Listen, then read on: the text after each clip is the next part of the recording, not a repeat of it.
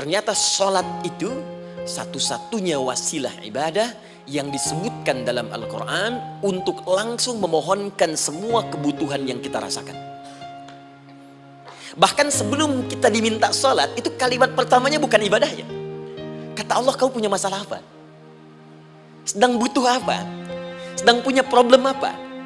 Kata Allah, wasta'inu, hei hambaku, jika kalian punya persoalan dalam kehidupan, maka perhatikan kalimatnya baik-baik. Wasta'inu, mintakan solusinya kepadaku. La yukallifullahu nafsan illa usaha. Perhatikan kaidahnya. Allah tidak mungkin menguji seorang hamba di luar batas kemampuannya. Nah, ketika Anda bisa menerima itu dengan sabar, baru datang kalimat kedua, wassalah. Kemudian datang tunaikan salat dan mintakan solusi kepadaku lewat salat.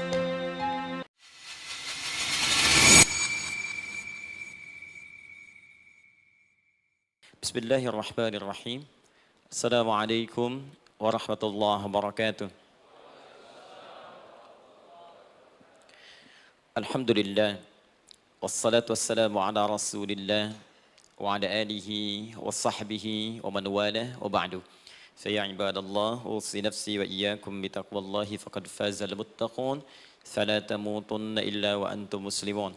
Faqala ta'ala, ya ayyuhalladzina amanu taqullaha haqqa tuqatih wa la tamutunna illa wa antum muslimun.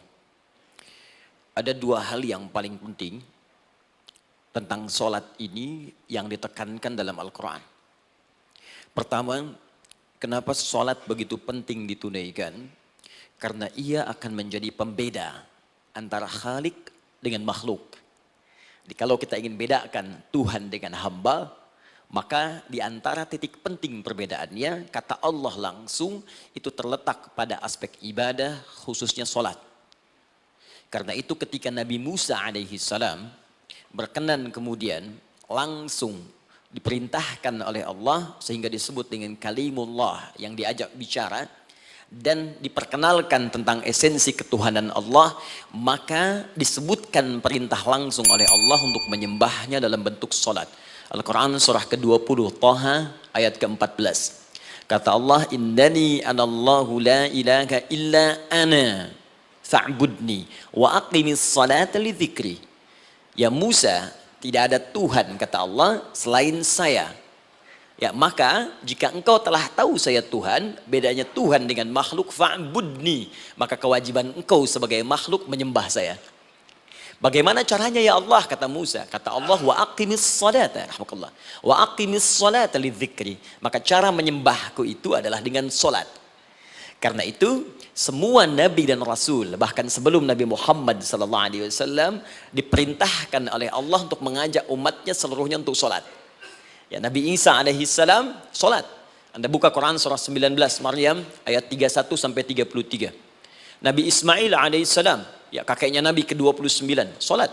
Bahkan meminta keluarganya sholat. Quran surah ke-19 ayat 55. Wa kana ya'muru ahlahu bis salat. Nabi Zakaria, saudaranya Imran, sholat. Quran surah ketiga, ya, ayat ke-38 sampai dengan 39. Ayat 39-nya tegas mengatakan, fanadathu malaika wa huwa qa'imun yusalli fil mihrab.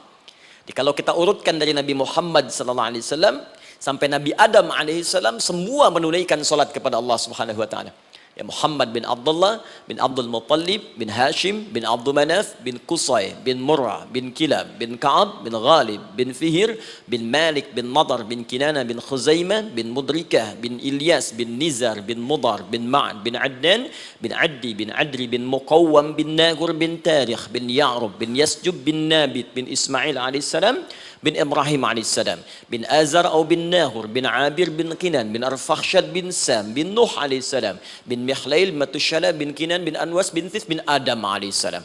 Dari Nabi Muhammad SAW sampai Nabi Adam semua salat. Coba ulangi. Nanti dalil singkatnya dari Quran surah keempat ayat 163 paling kiri sebelah atas di mushaf. Inna auhayna ilaika kama auhayna ila Nuhin wan nabiyyin min ba'di.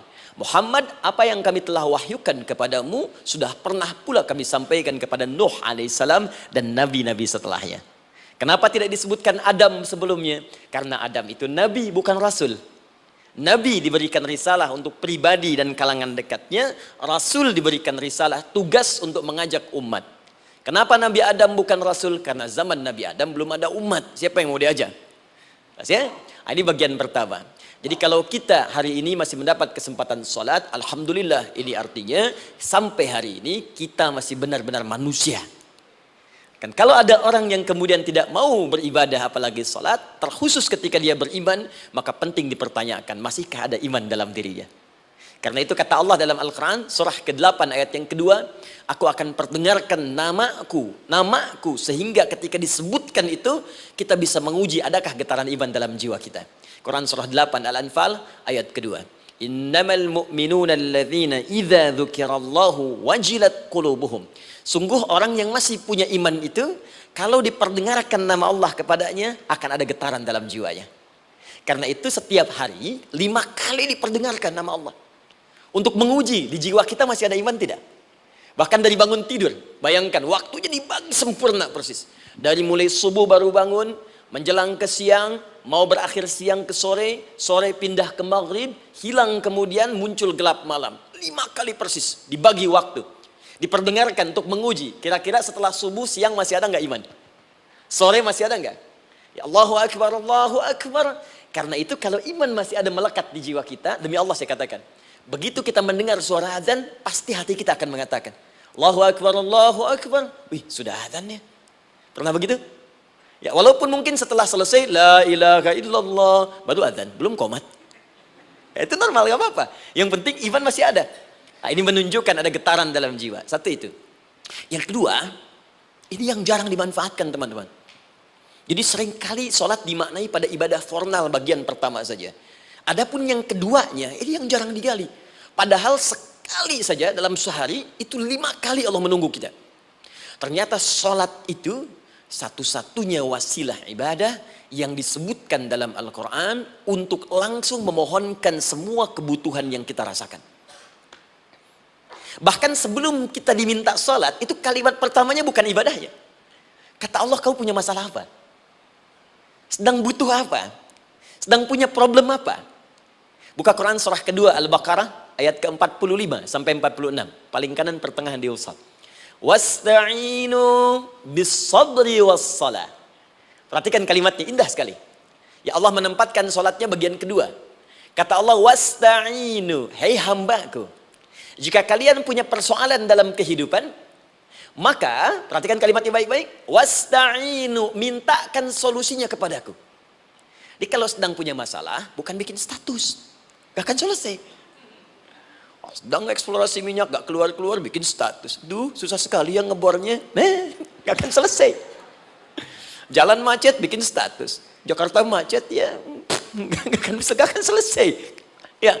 Apa yang harus dilakukan kata Allah? Jika Anda beriman kepadaku, yakin denganku, maka wasta'inu, punya persoalan minta kepada Allah. Caranya bagaimana? Satu, bis-sabri, terima dulu masalah itu, jangan dikeluhkan.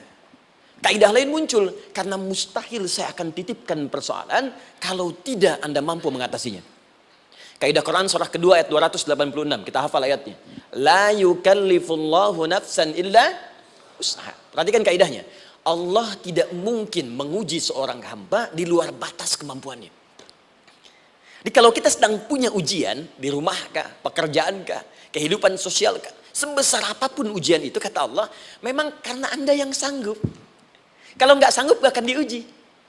Di ujian itu berbanding lurus dengan kemampuan. Mustahil seorang hamba diuji di luar batas kemampuannya. Jadi kalau Anda sekarang pun sedang punya masalah sebesar apapun, kata Allah, memang cuma kamu yang sanggup, yang lain tidak. Maka jangan mengeluh. Jangan Anda katakan, ya Allah, why me? Kenapa saya? Kata Allah, why not? Memang kamu yang mampu. Yang lain tidak. Nah, ketika Anda bisa menerima itu dengan sabar, baru datang kalimat kedua. Wassalah.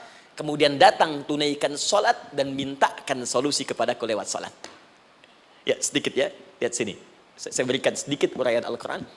Saya boleh menulis sini? Boleh ya? Ibu, maaf, agak jauh. Ibu kelihatan ini? Oh, belum saya tulis, bagaimana bisa kelihatan? Luar biasa. Cuma di Pertamina belum ditulis udah kelihatan. Maaf, Lihat sini. Wasta'inu. Baik, ya. Saya ingin sedikit sekali. Ini redaksi Quran itu indah sekali diksinya. Wasta'inu. Lihat sini. Kata Allah, jika Anda punya persoalan dalam hidup, maka mintakan solusi. Terima dulu masalahnya dengan sabar, karena kita dipercaya oleh Allah. Gini, cara memahaminya. Allah aja percaya dengan kita. Masa kita nggak percaya diri? Allah yakin dengan kita mampu. Masa kita nggak yakin? Terima dengan sabar. Kemudian wassalah, mintakan solusinya lewat salat. Kata perintahnya dibuka dengan kalimat wasta'inu. Kalau kita ingin rubah kata perintah ini, fi'il amr, ingin dirubah ke dalam bentuk permohonan, minta. Maka rubah kalimatnya menjadi nasta'in. Lihat, nasta'in. Baik. Wasta'inu, kata Allah, kalian punya persoalan, ayo minta solusi padaku. Terus kita pengen minta, ya Allah kami ingin minta. Maka dalam bahasa Arab, kalau kita ingin merubah kalimat ini ke dalam bentuk permintaan, kita katakan nasta'in. Saya tanya pada Anda, pernah nggak dalam sholat kita mengucapkan kalimat nasta'in? Ada? Masih ingat? Baik, apa kalimatnya? Iyyaka na'budu wa iyyaka nasta'in. Perhatikan, iyyaka na'budu wa iyyaka nasta'in. Iyyaka na'budu, iyyaka, ya Allah, Engkau perintahkan aku untuk ibadah. Maka setelah kamu sholat, terus kita katakan iyyaka na'budu, sekarang kami sholat ya Allah. Nama lain sholat itu ibadah. Kalau kita ibadah, na'budu. Dari mana tahunnya nama lain sholat ibadah? Quran surah ke-20 ayat ke-14. Fa'budni wa aqimis sholata li dzikri. Ibadah kepadaku caranya sholat. Maka saat sholat kita katakan iyyaka na'budu. Ya Allah, Engkau perintahkan aku untuk ibadah, sekarang aku ibadah. Wa iyyaka nasta'in. Dan sekarang aku sedang punya persoalan ya Allah. Aku punya masalah. Aku punya problem. Dan aku yakin hanya Engkau yang pasti akan menyelesaikannya. Ketika Anda mengatakan iyyaka nasta'in, perhatikan hadis qudsinya. Hadisnya qudsi. Ya. Al-Imam Al-Bukhari meriwayatkan, Imam Muslim meriwayatkan, An-Nasai meriwayatkan dari sahabat Abu Hurairah radhiyallahu taala anhu. Ada lagi yang dari sahabatnya Anas bin Malik. Perhatikan kalimatnya.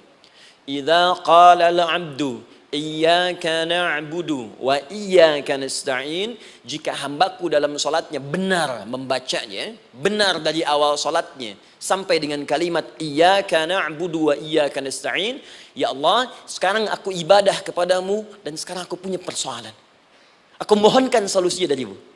Kata Allah, hadza baini wa baina 'abdi. Ini perjanjian antara aku dengan hambaku. Wali 'abdi. Hadisnya qudsi. Wali 'abdi, kalau hambaku benar salatnya sampai kalimat ini, masalah, apapun yang dia minta sekarang aku akan kabulkan. Aku akan kabulkan. Pertanyaan saya, berapa di antara kita yang sholat sampai detik ini ribuan kali ruku dan sujud yang memanfaatkan momentum ini untuk memohon? Siapa di antara kita yang ketika sholat memohon kepada Allah solusi? Jangan-jangan selama ini sholat itu hanya menjadi formalitas saja. Takbir, ruku, sujud, salam, selesai. Takbir, ruku, sujud, salam, selesai. Padahal Allah sudah menunggu hambaku, kamu itu punya masalah apa?